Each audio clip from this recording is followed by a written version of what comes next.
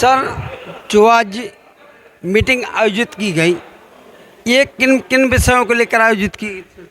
देखिए, ये मुख्यतः 2 विषयों को लेकर आयोजित की गई थी। एक तो कलेक्टर महोदय के निर्देश हैं कि जिन शासकीय ज़मीनों पर अतिक्रमण है उसको हटाया जाना है। इसके संबंध में जो पंचायत स्तर के पटवारी और जो वार्ड प्रभारी हैं उनके कर्मचारियों को निर्देश दिए गए हैं कि वो सर्वे करके हमें जानकारी दें।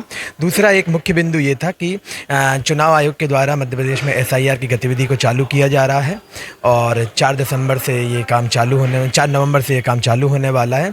इस संबंध में BLO की हम ट्रेनिंग विगत 2 दिन से करा रहे हैं।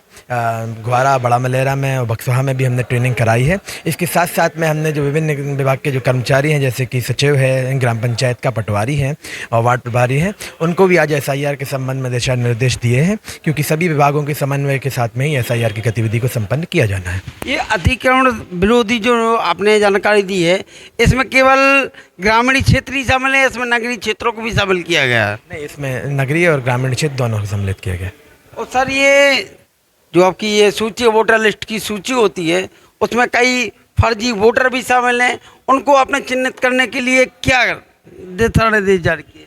देखिए, SIR 2 चरणों में मुख्यतः होने वाला है। पहला चरण हाउस टू हाउस सर्वे का है, जिसमें अगर किसी भी वोटर का नाम 2003 की मतदाता सूची में मिल जाता है या उसके परिवार के किसी पिता पक्ष का नाम 2003 की मतदाता सूची में मिल जाता है, जैसे कि उसकी माता, उसके पिता या फिर उसके दादा दादी, चाचा चाची, ऐसे किसी का भी नाम 2003 की मतदाता सूची में मिल जाता है, तो ये माना जाएगा कि वो फर्जी वोटर नहीं है, वो भारत का नागरिक है और एक पात्र वोटर है।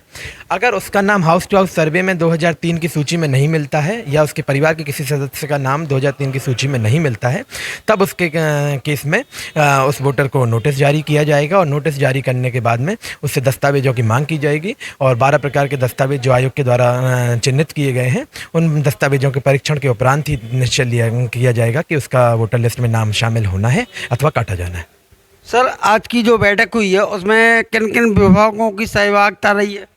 मुख्यतः आज 3 विभाग इसमें सहभागी रहे हैं। एक राजस्व विभाग, जिससे पटवारी और तहसीलदार आए थे, और एक नगर प्रशासन है जिसमें से CMO साहब और वार्ड प्रभारी आए थे, और एक पंचायत विभाग है जिससे हमारे BPO और सचिव GRS आए हुए थे। बुंदेली चुगली से बात करने के लिए आपका बहुत बहुत आभार।